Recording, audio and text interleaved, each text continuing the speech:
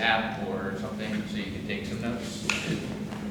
It's not, I don't need like super in-depth stuff, but I want to talk about things that you write down. We're gonna watch some TED Talks, and I want to have meaningful discussion afterwards, so I need you to put things down so you don't forget. Cool?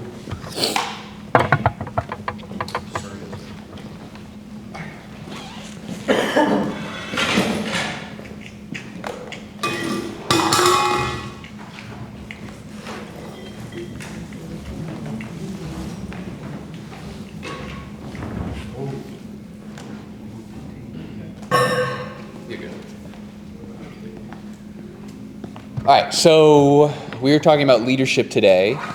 Hooray! From the podium and just in your classroom as a human. I think it's important that we educate students and the whole student, especially in high school and middle school and public education. I think it's important that we're not just teaching music, we're teaching all of the things through music. So how to emote, how to have emotion, how to have ownership and responsibility, how to foster growth through practicing and also giving feedback and all of those things. Yeah, so some of these are music people that are going to talk to us today through TED Talk. Some are non-music people, but think about it obviously in the lens of a band director and how you create your program to educate the whole student and really foster leadership and growth, not just when you're playing clarinet too. Yeah, does that make sense? Cool. Sorry. So we're talking about inspiring action, safe environments, and then finally conductors as leaders today. First up, Simon Sinek, who is an author and a speaker. He's awesome. He's going to be talking about leaders who make an impact in the world, and more specifically, the why behind you doing things. So when we talked about repertoire selection yesterday or Tuesday, there should be a why behind the piece that's not just, I like it, right? There should be a why behind your rehearsal plan that's not just, well, this is really bad, right? If you just kind of focus on things surface level, you may clean articulation today, you may clean intonation today, but if it's not in a broader picture or if there's not a why behind it, it's just going to be fixed in that moment and maybe not next rehearsal or next piece, right? So when you make your rehearsal plans, when you are creating goals, you need to have a why, and that's very micro. Macro, when you have a student enter your program, what do you want them to get out of it, right? Hopefully it's not just that we are better at playing or that we had some cool experiences. You should have some sort of idea of what your students look like before and after their time with you. And if you're in high school, that's 4 years. Middle school, that's 2 or 3. I mean, it's all different. But you should have an impact on your students. And it's hard to have an impact if you don't know what that is going to be. Does that make sense? So take a second and think about you can think about your directors here, your time at UGA, but more specifically think about high school and middle school, where y'all will be next probably, and think about what you got from those people. It doesn't have to be a band director. It could be an English teacher you were around or a choir teacher, sports coach, anything like that. Think about how you grew from being around that person. Yes? Take like 45 seconds to do that. And I want that to be the scope of when we're talking about why. It should be the people that you're teaching, if that makes sense. So just a few minutes or moments, think about that.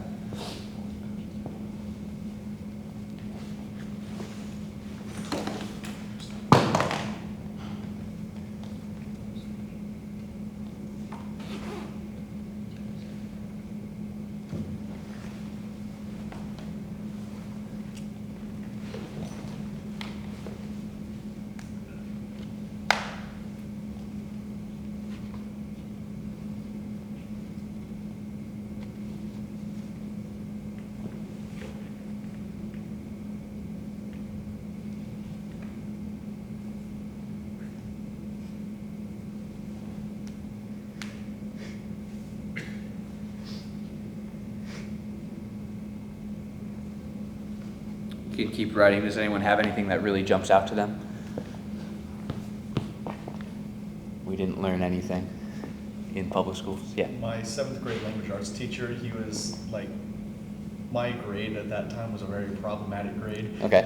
But he was always a person he always tried to, like, every class say one good thing about, like, a person, like something that they're doing well in that class, and that was very impactful for everyone. Sure, yeah, and lifting up that side of people. Yeah, what else, Ian? Believe it or not, like, until sophomore year of high school, I was really, really shy and quiet, and then I took theater, and my teacher, like, brought me out of my shell, and, like, kind of, like, made me who I am today, I would say. Because, like, I was always worried about what other people thought about me, and she was like, don't do like that. So confidence or self-image? Like confidence and self worth, I guess. Cool. Yeah, that's great. And that's a big one for me in my bands when I'm teaching. I want that to be a safe space. I want the students to feel like they can emote or express themselves however they're feeling like they can. And we'll work through, okay, was that great? Was that good? Is that how you want to be seen? This is what we did. Like, trying to have a really safe environment to let people be themselves and, more importantly, figure out who they are. Because, I mean, I'd be very impressed with some of you if you're like, this is who I am, and this is who I'll be for the next 60 years right now at the age of 20. Like, that doesn't happen, right? A lot of young adult life is trying to figure out who you are. So it's important to me that that is available for people. Any others? All right, that's why you have your notes out, is to write that down when we watch this. Michael, go ahead. Sorry. I didn't No, you're good. I was just say, before I got to college, I didn't like singing. There was like a lot of the oral skills teacher, and especially my professor, like prioritized, like if I can sing it, I can play it. Mm-hmm. And so I started to sing a lot more and realized that, I'm pretty good voice. Oh, cool. That's good, yeah. And some self-image probably there too, or not caring what people think, because that's very personal, singing. All right, let's watch this one.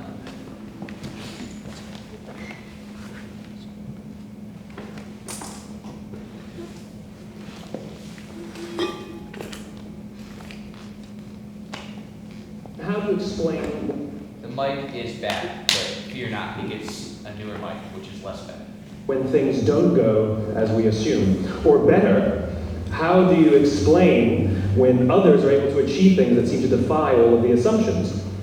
For example, why is Apple so innovative? Year after year after year after year, they're more innovative than all their competition.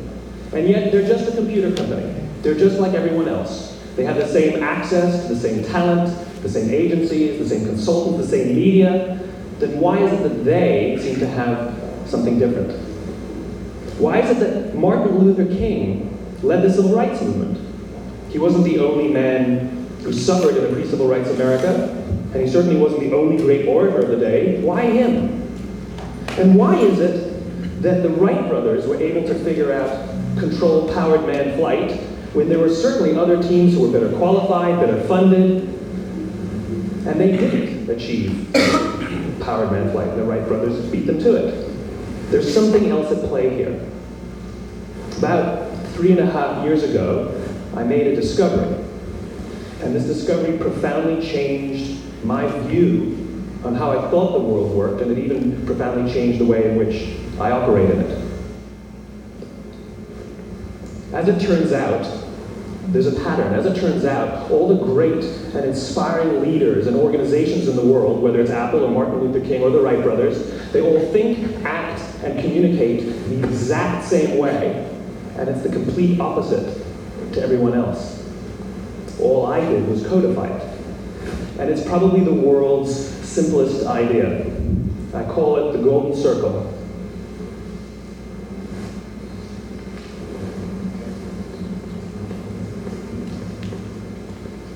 Why, how, what? This little idea explains why some organizations and some leaders are able to inspire where others aren't. Let me define the terms really quickly. Every single person, every single organization on the planet knows what they do, 100%. Some know how they do it. Whether you call it your differentiating value proposition, or your proprietary process, or your USP. But very, very few people or organizations know why they do what they do. And by why, I don't mean to make a profit. That's a result. It's always a result. By why, I mean what's your purpose? What's your cause? What's your belief? Why does your organization exist? Why do you get out of bed in the morning? And why should anyone care? Well, as a result, the way we think, the way we act, the way we communicate is from the outside in. It's obvious. We go from the clearest thing to the fuzziest thing. But the inspired leaders and the inspired organizations, regardless of their size, regardless of their industry, all think, act, and communicate from the inside out. So let me give you an example. I use Apple because they're easy to understand and everybody gets it. If Apple were like everyone else, a marketing message from them might sound like this. We make great computers. They're beautifully designed, simple to use, and user-friendly. Want to buy one? Meh. And that's how most of us communicate. That's how most marketing is done, that's how most sales is done, and that's how most of us communicate interpersonally. We say what we do, we say how we're different or how we're better, and we expect some sort of behavior, a purchase, a vote, something like that. Here's our new law firm. We have the best lawyers with the biggest clients. We have, we always perform for our clients, do business with us. Here's our new car. It gets great gas mileage. It has, leather seats. Buy our car. But it's uninspiring. Here's how Apple actually communicates. Everything we do, we believe in challenging the status quo. We believe in thinking differently. The way we challenge the status quo is by making our products beautifully designed, simple to use, and user-friendly. We just happen to make great computers. Want to buy one? Totally different, right? You're ready to buy a computer from me. All I did was reverse the order of the information. What it proves to us is that people don't buy what you do, people buy why you do it. People don't buy what you do, they buy why you do it. This explains why every single person in this room is perfectly comfortable buying a computer from Apple. But we're also perfectly comfortable buying an MP3 player from Apple, or a phone from Apple, or a DVR from Apple. But as I said before, Apple's just a computer company. There's nothing that distinguishes them structurally from any of their competitors. Their competitors are all equally qualified to make all of these products. In fact, they tried. A few years ago, Gateway came out with flat-screen TVs. They're eminently qualified to make flat-screen TVs. They've been making flat-screen monitors for years. Nobody bought one.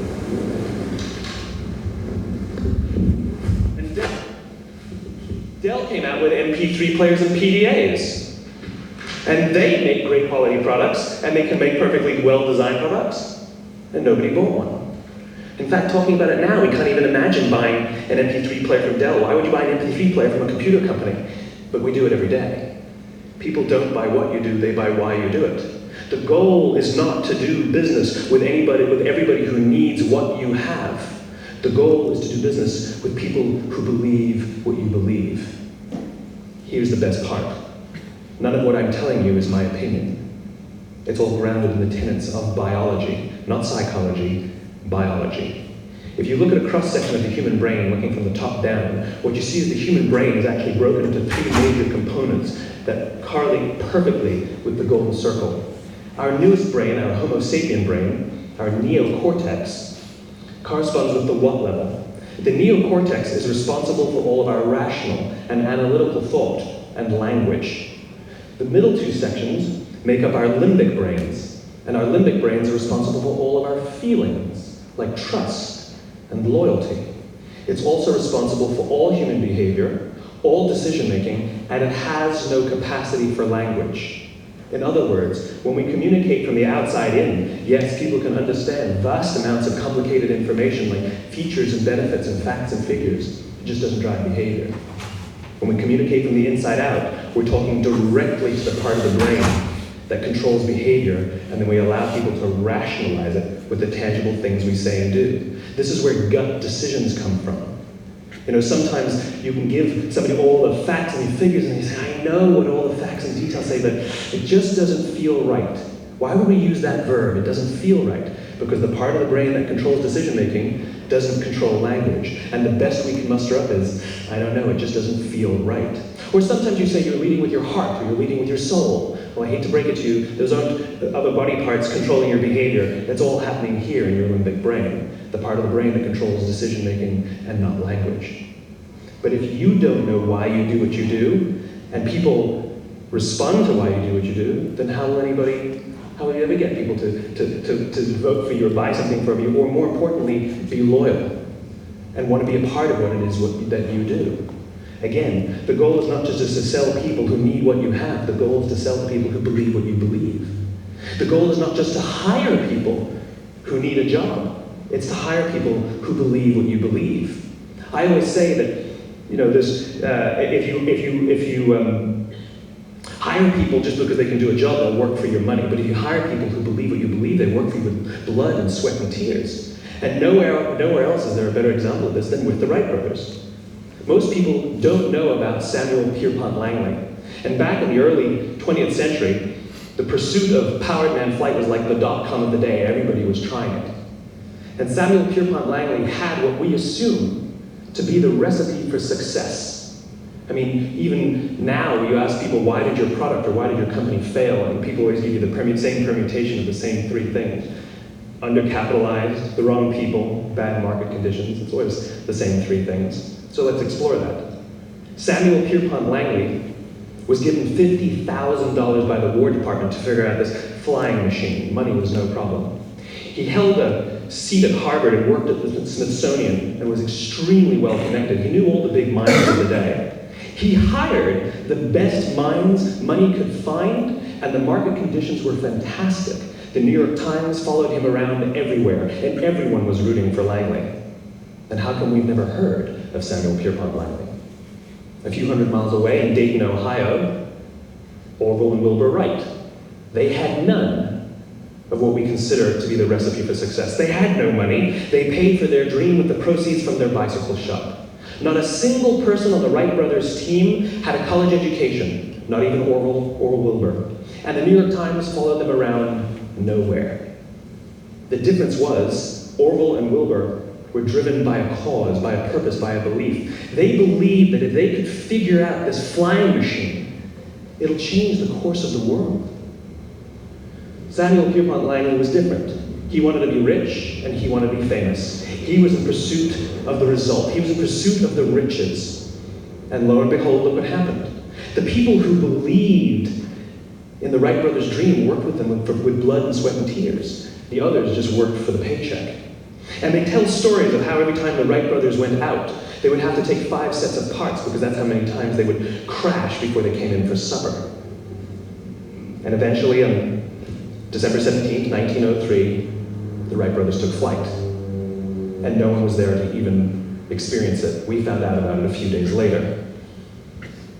And further proof that Langley was motivated by the wrong thing, the day the Wright brothers took flight, he quit. He could have said, that's an amazing discovery, guys, now we'll improve upon your technology. But he didn't. He wasn't first, he didn't get rich, he didn't get famous, so he quit. People don't buy what you do, they buy why you do it. And if you talk about what you believe, you will attract those who believe what you believe. Well, why is it important to attract those who believe what you believe? Something called the law of diffusion of innovation. And if you don't know the law, you definitely know the terminology. The first 2.5% of our population are our innovators. The next 13.5% of our population are our early adopters. The next 34% are your early majority, your late majority, and your laggards. The only reason these people buy touch-tone phones is because you can't buy rotary phones anymore. We all sit at various places at various times on the scale, but what the law of diffusion of innovation tells us is that if you want mass market success or mass market acceptance of an idea, you cannot have it until you achieve this tipping point between 15 and 18% market penetration, and then the system tips. And I love asking businesses, what's your conversion on new business? And they love to say, oh, it's about 10%, proudly. Well, you can trip over 10% of the customers. We all have about 10% who just get it. That's how we describe them, right? That's like that gut feeling, oh, they just get it. The problem is, how do you find the ones that just get it before you're doing business with them versus the ones who don't get it? So it's this here, this little gap, that you have to close, as Jeffrey Moore calls it, crossing the chasm. Because you see, the early majority will not try something until someone else has tried it first. And these guys, the innovators and the early adopters, they're comfortable making those gut decisions. They're more comfortable making those intuitive decisions that are driven by what they believe about the world and not just what product is available. These are the people who stood online for 6 hours to buy an iPhone when they first came out, when you could have just walked into the store the next week and bought one off the shelf. These are the people who spent $40,000 on flat screen TVs when they first came out, even though the technology was substandard. And by the way, they didn't do it because the technology was so great. They did it for themselves. It's because they wanted to be first. People don't buy what you do, they buy why you do it. And what you do simply proves what you believe.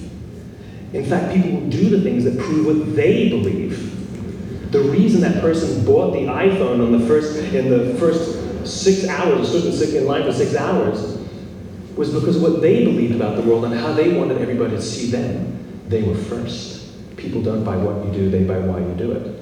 So let me give you a famous example, a famous failure and a famous success of the law of diffusion of innovation. First, the famous failure. It's a commercial example. As we said before a second ago, the recipe for success is money and the right people and the right marketing conditions, right? You should have success then. Look at TiVo. From the time TiVo came out about 8 or 9 years ago to this current day, they are the single highest quality product on the market. Hands down, there is no dispute. They were extremely well funded. Market conditions were fantastic. I mean, we use TiVo as a verb. I TiVo stuff on my piece of junk Time Warner DVR all the time. But TiVo's a commercial failure. They never made money. And when they went IPO, their stock was at about $30 or $40 and then plummeted, and it's never traded above 10. In fact, I don't think it's even traded above 6, except for a couple of little spikes. Because you see, when TiVo launched their product, they told us all what they had. They said, we have a product that pauses live TV, skips commercials, rewinds live TV, and memorizes your viewing habits without you even asking. And the cynical majority said, we don't believe you, we don't need it, we don't like it, you're scaring us. What if they had said, if you're the kind of person who likes to have total control over every aspect of your life, boy, do we have a product for you. It pauses live TV, skips commercials, memorizes your viewing habits, etc., etc. People don't buy what you do, they buy why you do it, and what you do simply serves as the proof of what you believe. Now let me give you a successful example of the law of diffusion of innovation. In the summer of 1963, 250,000 people showed up on the Mall in Washington to hear Dr. King speak. They sent out no invitations, and there was no website to check the date. How do you do that? Well, Dr. King wasn't the only man in America who was a great orator. He wasn't the only man in America who suffered in a pre-civil rights America. In fact, some of his ideas were bad, but he had a gift. He didn't go around telling people what needed to change in America. He went around and told people what he believed. I believe, I believe, I believe, he told people. And people who believed what he believed took his cause and they made it their own, and they told people. And some of those people created structures to get the word out to even more people. And lo and behold, 250,000 people showed up on the right day, on the right time, to hear him speak. How many of them showed up for him? 0. They showed up for themselves. It's what they believed about America that got them to travel on a bus for 8 hours to stand in the sun in Washington in the middle of August. It's what they believed, and it wasn't about black versus white. 25% of the audience was white. Dr. King believed that there are 2 types of laws in this world, those that are made by a higher authority and those that are made by man. And not until all the laws that are made by man are consistent with the laws that are made by the higher authority will we live in a just world. It just so happens that the civil rights movement was the perfect thing to help him bring his cause to life. We followed him not for him, but for ourselves. And by the way, he gave the I have a dream speech, not the I have a plan speech. Listen to politicians now with their comprehensive 12-point plans. They're not inspiring anybody. Because there are leaders and there are those who lead. Leaders hold a position of power or authority but those who lead inspire us. Whether they're individuals or organizations, we follow those who lead, not because we have to, but because we want to. We follow those who lead, not for them, but for ourselves. And it's those who start with why that have the ability to inspire those around them or find others who inspire them. All right, so there's a couple places we could go with that. I'll touch briefly on recruitment. If you're trying to get people to do the thing that you're invested in, obviously y'all are pretty invested in music or band or whatever if you're still here in this class or on this campus or in music, whatever. If you walk up to, we'll call it a sixth grader, and say the TiVo thing, how they recruited people, which was, we can map everything you're doing, we'll allow you to pause live TV and keep track of your progress and what you do and really hone in on your history. His response was the same as a sixth grader. If you told the sixth grader, hi, you can play a B-flat scale at 120 beats per minute, we'll let you play above the staff and pass through the break of the clarinet with ease. They're gonna say, what is that? I don't believe you, you're scaring me. Like those three things are gonna happen again, and they'll not get to your band room. But instead, if you talk to a sixth grader about having a good time with their friends and developing excellence, we're gonna get you really good at something and teach you tricks on how to study or learn efficiently, and then also just give you a space where you can be yourself, you're gonna get more people involved with playing clarinet, right? Similar kind of tactic. So what did you think about the why situation? What is your why? If you could think of one or two things quickly, hopefully you wrote some down. And then how do you help your students to find their why, which is higher level. Sometimes they don't get there, but what do we have? What are your whys?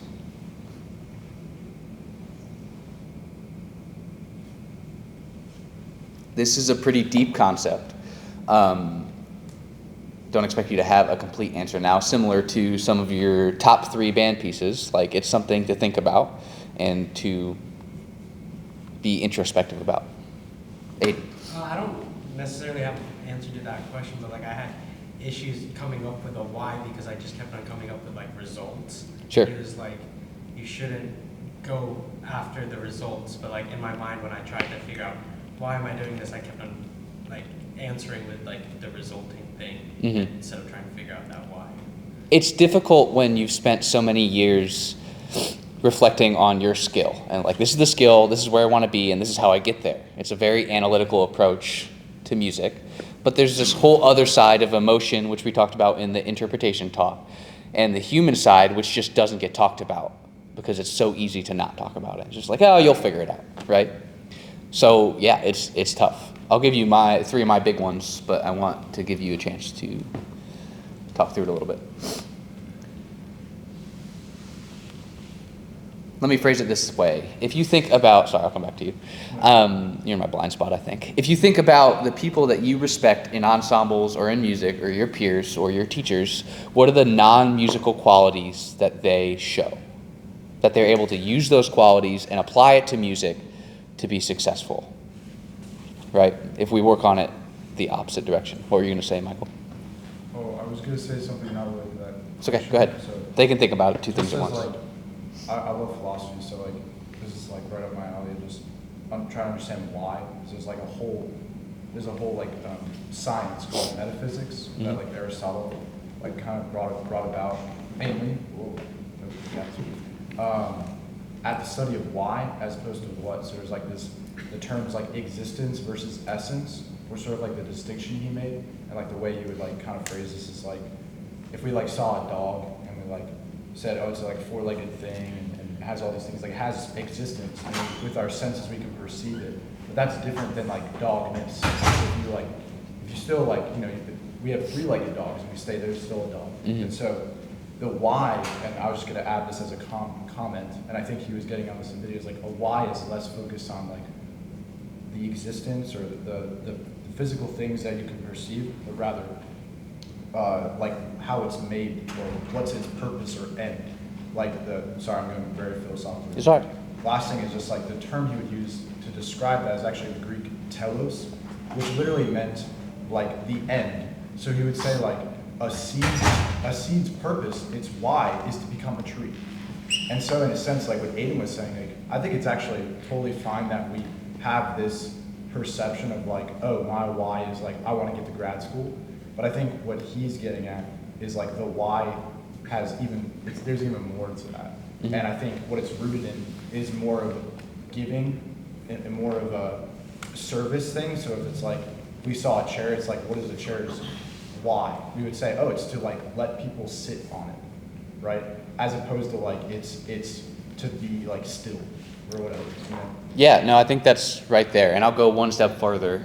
Talking about the chair, I don't think its purpose is to be there to be sat on or allow people to sit on it, but I think its purpose is to allow others to take a load off or relax. Right. Like one more, not just the actual act of sitting on it, but like what does it provide like on the next level. So the 3 whys that I think of when I'm thinking about the type of child I want to create and help foster and also recruit is one that is committed to excellence, is committed to lifting other people up in my safe space, in our safe space, and then one that just wants to have fun or be involved in the experience, right?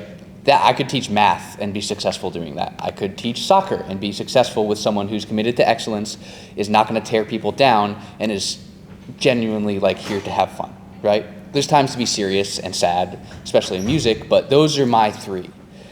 I want to develop those qualities in students after freshman year. They're there for 4 years or 3 or 2. I want them to be better at those things, and I think they're really important.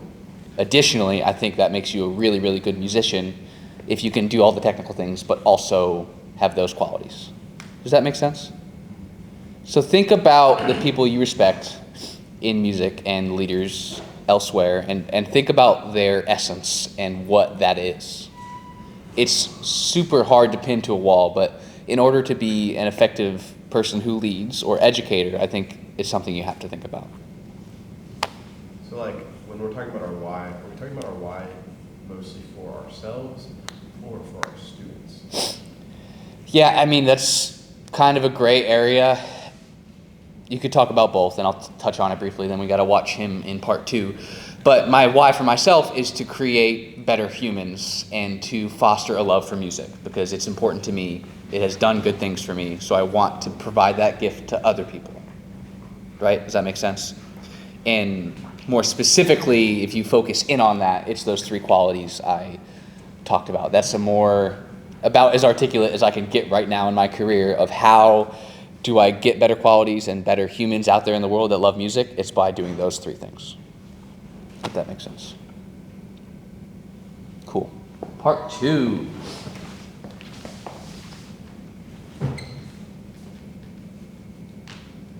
This is also Simon, why good leaders make you feel safe. And I think this is awesome. This is better than the last one. Thank you very much. You're welcome. There's a man by the name of Captain William Swenson, who recently was awarded the Congressional Medal of Honor for his actions on September 8th, 2009. On that day, a column of American and Afghan troops were making their way through a part of Afghanistan to help protect a group of government officials, a group of Afghan government officials who would be meeting with some local village elders. The column came under ambush and was surrounded on 3 sides. And amongst many other things, Captain Swenson was recognized for running into live fire to rescue the wounded and pull out the dead. One of the people he rescued was a sergeant, and he and a comrade were making their way to a medevac helicopter. And what was remarkable about this day is, by sheer coincidence, one of the medevac medics happened to have a GoPro camera on his helmet and captured the whole scene on camera. It shows Captain Swenson and his comrade bringing this wounded soldier who received a gunshot to the neck.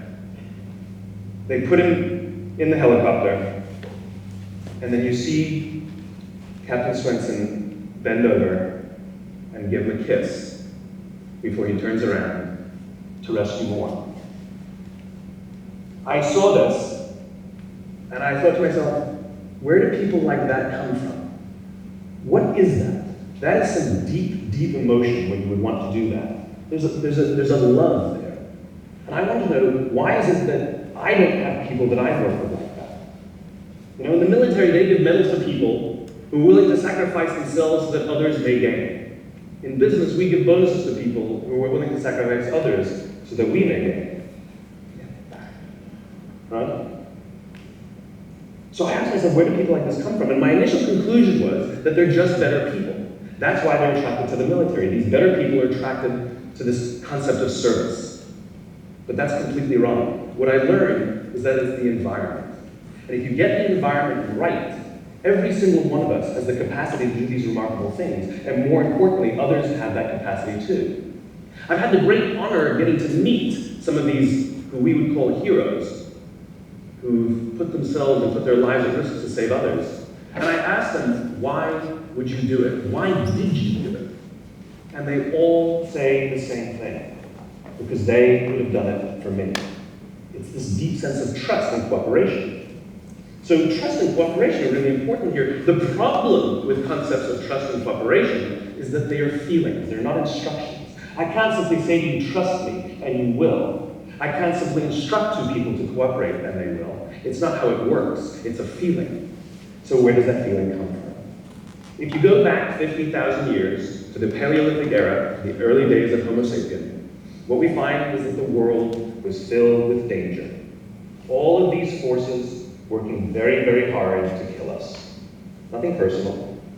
Whether it was the weather, lack of resources, maybe a saber-toothed tiger, all of these things working to reduce our lifespan. And so we evolved into social animals, where we lived together and worked together in what I call a circle of safety, inside the tribe, where we felt like we belonged. And when we felt safe amongst our own, the natural reaction was trust and cooperation. There are inherent benefits to this. It means I can fall asleep at night and trust that someone from within my tribe will watch for danger. If we don't trust each other, if I don't trust you, that means you won't watch for danger. Bad system of survival. The modern day is exactly the same thing. The world is filled with danger, things that are trying to frustrate our lives and reduce our success, reduce our opportunity for success. It could be the ups and downs of the economy, the uncertainty of the stock market. It could be a new technology that renders your business model obsolete overnight. Or it could be your competition that is sometimes trying to kill you, it's sometimes trying to put you out of business, but at the very minimum, is working hard to frustrate your growth and steal your business from you. We have no control over these forces. These are a constant, and they're not going away. The only variable are the conditions inside the organization. And that's where leadership matters, because it's the leader that sets the tone. When a leader makes the choice to put the safety and lives of the people inside the organization first, to sacrifice their comforts and sacrifice the tangible results so that the people remain and feel safe and feel like they belong, remarkable things happen. I was flying on a trip, and I was witness to an incident where a passenger attempted to board before their number was called. And I watched the gate agent treat this man like he had broken the law, like a criminal. He was yelled at for attempting to board one group too soon. So I said something. I said, why do you have to treat us like cattle? Why can't you treat us like human beings? And this is exactly what she said to me. She said, sir, if I don't follow the rules, I could get in trouble or lose my job. All she was telling me is that she doesn't feel safe. All she was telling me is that she doesn't trust her leaders. The reason we like flying Southwest Airlines is not because they necessarily hire better people, it's because they don't fear their leaders. You see, if the conditions are wrong, we're forced to spend our own time and energy to protect ourselves from each other. And that inherently weakens the organization. When we feel safe inside the organization, we will naturally combine our talents and our strengths and work tirelessly to face the dangers outside and seize the opportunities. The closest analogy I can give to what a great leader is like being a parent. If you think about what being a great parent is, what do you want? What makes a great parent? We want to give our child opportunities, education, discipline them when necessary, all so that they can grow up and achieve more than we could for ourselves. Great leaders want exactly the same thing. They want to provide their people opportunity, education, discipline when necessary, build their self-confidence, give them the opportunity to try and fail, all so that they could achieve more than we could ever imagine for ourselves. Charlie Kim was the CEO of a company called NextJump in New York City, a tech company. He makes the point that if you had hard times in your family, would you ever consider laying off one of your children? We would never do it. Then why do we consider laying off people inside our organization? Charlie implemented a policy of lifetime employment. If you get a job at NextJump, you cannot get fired for performance issues. In fact, if you have issues, they will coach you and they will give you support, just like we would with one of our children who happens to come home with a C from school. It's the complete opposite. This is the reason so many people have such a visceral hatred, sort of anger at some of these banking CEOs with their disproportionate salaries and bonus structures. It's not the numbers. It's that they have violated the very definition of leadership. They have violated this deep-seated social contract. We know that they allowed their people to be sacrificed so they can protect their own interests. Or worse, they sacrifice their people to protect their own interests. This is what so offends us, not the numbers. Would anybody be offended if we gave a $150 million bonus to Gandhi? How about a $250 million bonus to Mother Teresa? Do we have an issue with that? None at all. None at all. Great leaders would never sacrifice the people to save the numbers. They would sooner sacrifice the numbers to save the people. Bob Chapman, who runs a large manufacturing company in the Midwest called Barry Waymo, in 2008 was hit very hard by the recession, and they lost 30% of their orders overnight. Now, in a large manufacturing company, this is a big deal, and they could no longer afford their labor pool. They needed to save $10 million. So, like so many companies today, the board got together and discussed layoffs. And Bob refused. You see, Bob doesn't believe in head counts. Bob believes in heart counts. And it's much more difficult to simply reduce the heart count. And so they came up with a furlough program. Every employee from secretary to CEO was required to take 4 weeks of unpaid vacation. They could take it any time they wanted, and they did not have to take it consecutively. But it was how Bob announced the program that mattered so much. He said, it's better that we should all suffer a little than any of us should have to suffer a lot. And morale went up. They saved $20 million. And most importantly, as would be expected, when the people feel safe and protected by the leadership in the organization, the natural reaction is to trust and cooperate. And quite spontaneously, nobody expected, people started trading with each other. Those who could afford it more would trade with those who could afford it less. People would take 5 weeks so that somebody else only had to take 3.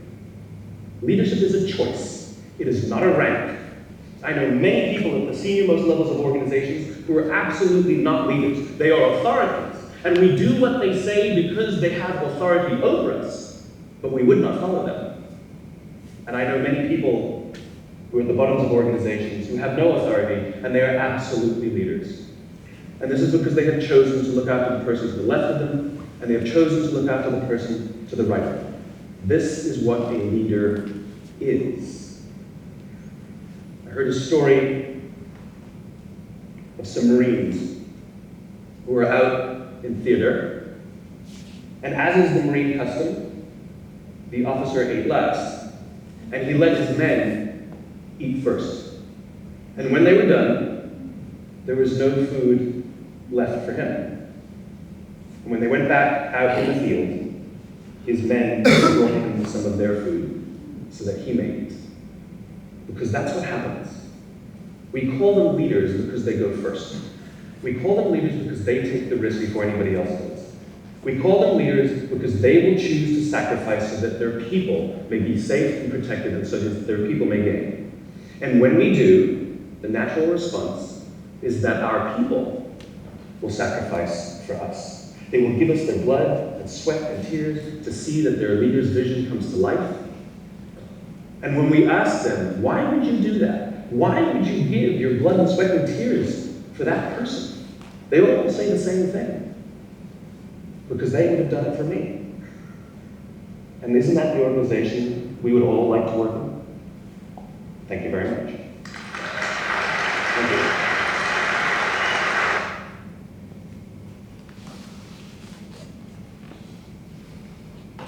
You like that graphic? I found it on Google. There's many programs out there, band, orchestra, choir, or whatever, that have issues with students talking or not getting things done or not performing at a level they could be. And a lot of the reason is because of the untangible things, the lack of a why, the lack of safety, the lack of classroom management. And a lot of that can be fixed by just having a more gracious leader or someone that's at least more conscious of those ideas, right? The idea of safety, the idea that it's all for one, not one for all, whatever those things are. It's hard to put a finger on what makes really, really good people really, really, really good, right? And a lot of it is that stuff. It's not if they could have played an all-state Georgia etude on the clarinet after having woodwind methods. Like, you can be a phenomenal conductor and teacher without that ability. Makes it easier, and that's a good goal to have. But do you see what I'm saying? So I think starting your brain before you get out there and as you begin to teach, starting to think about those intangible things is how you get good quick and make an environment that you want to work in. Because that's part of it as well. You don't want to go to work to a place where you don't want to go to work to that place. And the lucky part about it is a lot of us will have a very large hand, if not complete control over the classroom space and if we want to work there or not, right? So unfortunately, human nature, it's kind of hard to change behavior after it continues happening, right? There's a couple moments where you can make shifts, maybe after spring break, maybe after winter break, maybe after a concert. It's like, okay, let's realign, let's get some more expectations set and actually follow them this time. But without having a good idea of how you want things to work or how you want to lead or how you want the students in your ensembles to lead, it's really hard to turn the train once it's moving, right? So what are your thoughts on safety in classroom and the rehearsal? The definition of that should hopefully be pretty clear. So let's get some thoughts on what that definition of safety is in band. What does that look like? Someone that hasn't talked yet. Steven. I think being able to give and receive criticism without the fear of being judged as less than your peers. And the last thing you said is really important. Say that all again. Oh crap. Or something similar with the same last 6 words. The ability to give and receive critiques without the fear of being judged as less than your peers. Yeah, and the thought of being less than is something we really want to avoid. Music is so critical all the time. Everything you do is critiqued. And so being able to get out of that rehearsal or get out of that session without feeling completely destroyed or less than is important. And so we need to work on separating the performance of music from the quality of the human. And I think a lot of the things outside of rehearsal is how you do that. Sure, you could be gracious and very positive with how you give your feedback. You could bring light to when you yourself, the teacher, make mistakes, and it's not that big of a deal if we make mistakes. But a lot of it is caring and knowing the human in front of you. So outside of the rehearsal, outside of the time where they're getting critiqued, you're asking how sports were. You're asking how they're doing in other classes. You know their parents, you know their siblings, whatever it is, having that human connection where it's like, it's okay if I'm going to get on you for not playing B natural because you should be doing that. But that's not the extent of our relationship, right? If the only thing you hear from me is, it's not going to go well, right? What else is safety besides that? Kind of made me think of the quote, like, students don't make mistakes on purpose. Yeah. Just like letting them make mistakes and like giving feedback but not being too harsh about it. Yeah, and I think I've talked about it once today, and everyone, all the band staff here and other staff too, talk about it a lot. Teaching the concept instead of the action is really important, because if you teach them how to play in tune, if you teach them how to read a key signature or how to sight read, it seems less personal when every piece it's going back to the same thing. If they already know the content or they're working on the content of playing in tune, we can just say, all right, remember what we talked about being in tune. And hopefully more general statements will get that to kind of key in instead of keep going back to the same person again. Anything else? Am I allowed to say Yeah, something? you just raise your hand I don't slow. want to speak twice. You're good. I just thought it was really interesting of like the distinction you make between like trust and safety, because I think they're related, but I think they are separate things. It's like I think the video was talking about safety has more of like an animalistic connotation where it's like you just have like, you know, you're in a space and you're hoping that the band and no one's gonna like punch you like to the side or something. Sure. That's safety. But then there's something like humane about like this idea of trust, which I like in philosophy. It's like there's a understanding between the difference between like debate and dialogue, where like debate is like you're wrong and I'm right, and like we actually get the word, like the root of the word debate comes from like the Latin like to battle, like to fight. So like some guy in like 1700s was like, what if we did this with our words? It was like, that was a terrible idea. But dialogue is like understood as like two people that are both wrong that are aiming towards the right thing. And I think like that's a perfect image of like music, because like we're not all gonna play perfect notes, but we all want to play the best piece. But if we're like, I'm in tune and you're not, like that's where I think there's a lack of trust. But if everyone's honest as to being imperfect and then that we're aiming towards perfection together, then I think that's where trust comes. Even if someone says like, hey, I think we should do a B flat there, and then they're like, no, I disagree, but at least there's like a fundamental foundation of like pursue something greater than each other. So And that's it right there. Just briefly talking about like marching band when you're on a dot day or a form day. Those each have their own things, and we do them because we do them because of the process, whatever. But the trust is that we are taking this environment that we feel safe, that we want to be in because it's a good human group of people that we support each other, whatever. We're taking this and we're going to excellence. We're taking it from here to here, using our why to transport us from this moment to a moment doing something that's more than us now. So having that trust that what we're doing right now, we walk into this rehearsal, it hits noon. What we're doing is we're trying to get better. We're trying to move from here as a group to here. And if you don't have a why, if you don't have that bedrock of this is our goal for us as humans, us as an ensemble, you as an individual musician, if you don't have that, then you can't reference it, and then we're not doing this together, right? So that togetherness is really important to me whenever I'm in front of a band, is trying to make sure that it's like, this is what we're doing, this is why we're doing it, and this is where we're going. Cool? Any other thoughts? I think that I feel most safe in a classroom where people are invested in me for more than just like in band, like my oboe playing. Mm-hmm. I feel like I'm most safe around a person that I can just like talk to outside of class and just have like a normal conversation with without like talking about what we're supposed to be doing in the class. Yeah, having that personal connection that's not just, oh, we're doing the Persichetti, let's talk about that, right? So, yeah, that's really important, is having those human connections. And again, furthermore, you need to be able to have friendly relationships with your students, right? If you're going to work every day and you only have 2 adults that you speak to, and they're not even like cool or your friends, like that sucks. You have to be with people you want to be with, and I think part of that is attracting and recruiting students that have similar beliefs to you, and hopefully those are good holistic beliefs, right? Yeah. All right, we're gonna watch some conductors, because we're conductors. Does that sound good? No?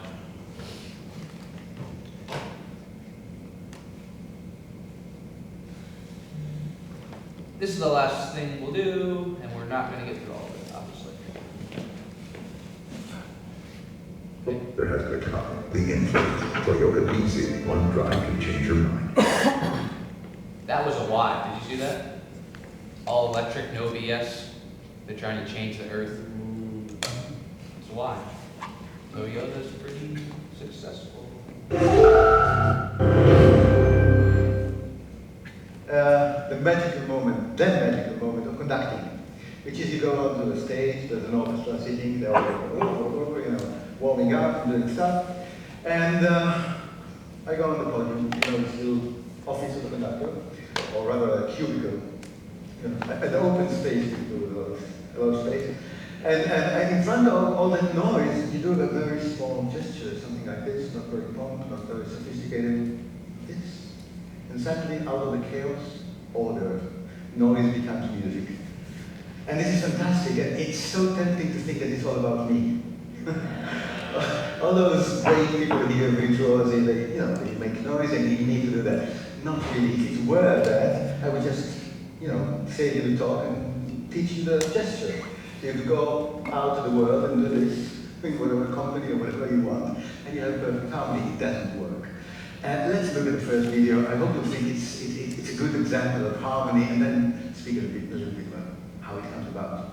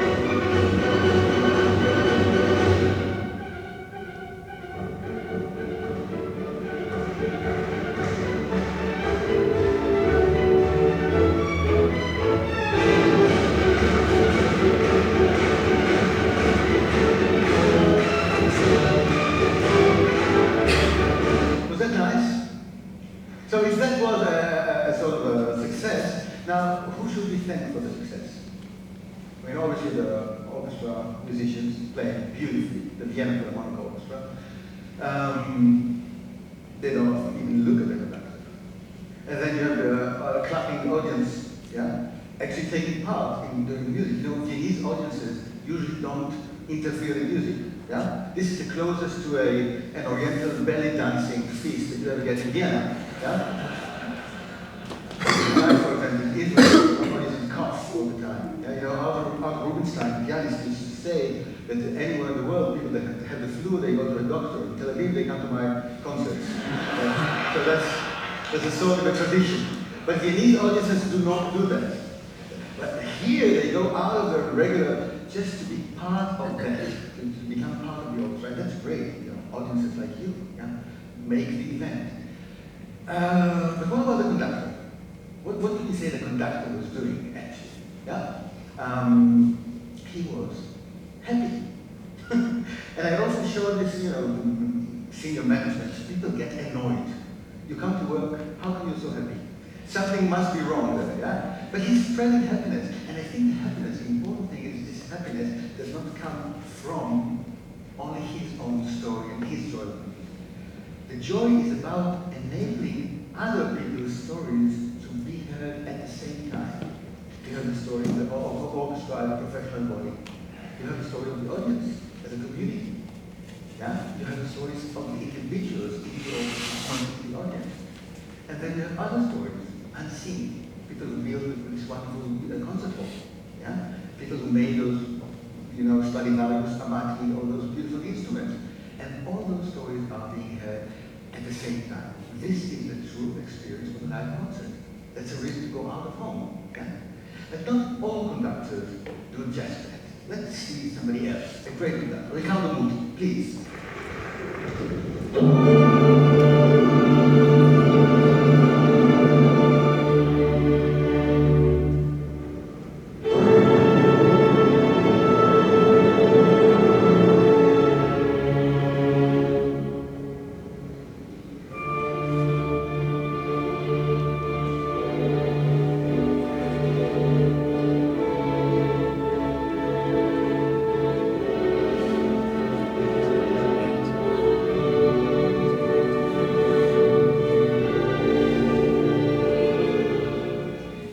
was very short, but you could see it's a completely different figure, right? He's awesome, he's so commanding, yeah? So clear. Maybe a little bit over clear. Can we have a little demonstration? Would you be my orchestra for a second? Can you sing the first note of Don Giovanni? You have to sing, oh, and I'll stop you, okay? Ready?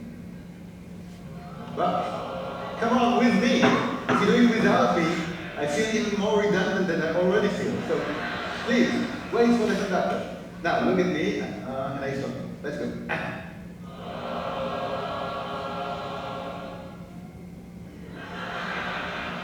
So we will have a little chat later, but there's a vacancy for her.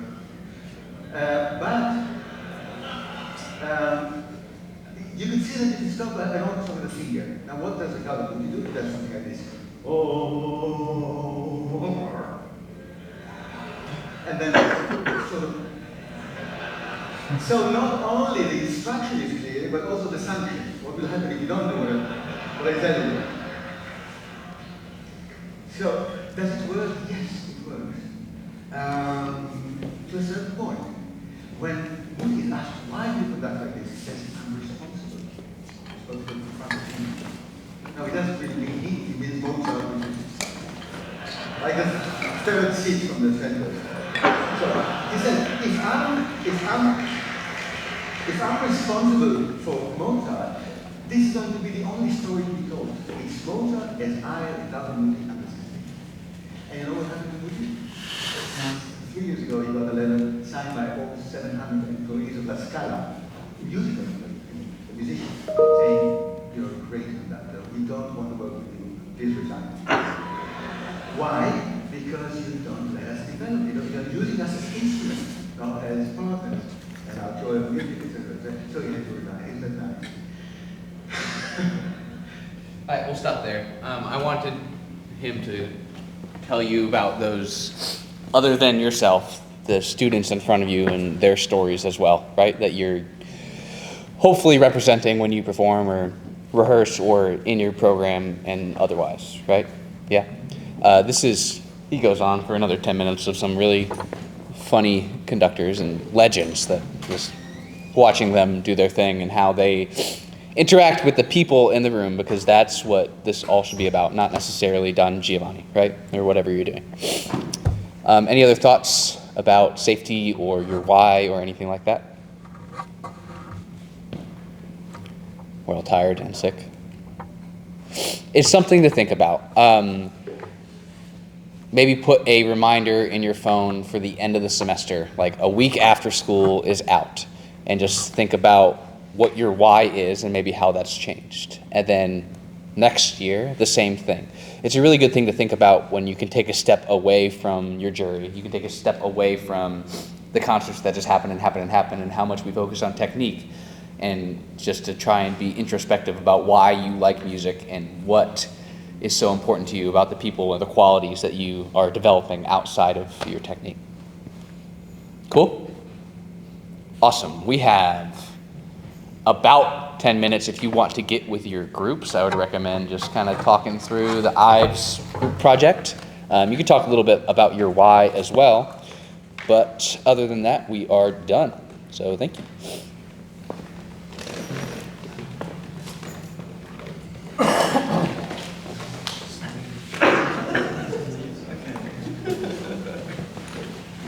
Jack, are you doing the, is it a sleep or not? So I'm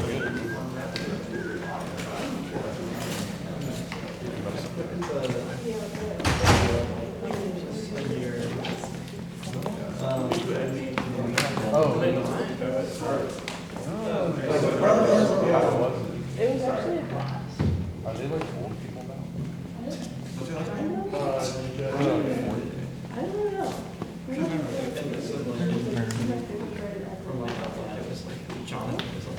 Yeah. It doesn't. Sarah's Fansler so Was the person? and also like I had like a great grandfather with Jack or something. That was an excuse, and I just wanted to go after Jack went out. Oh, that's right. Also like kind of crazy.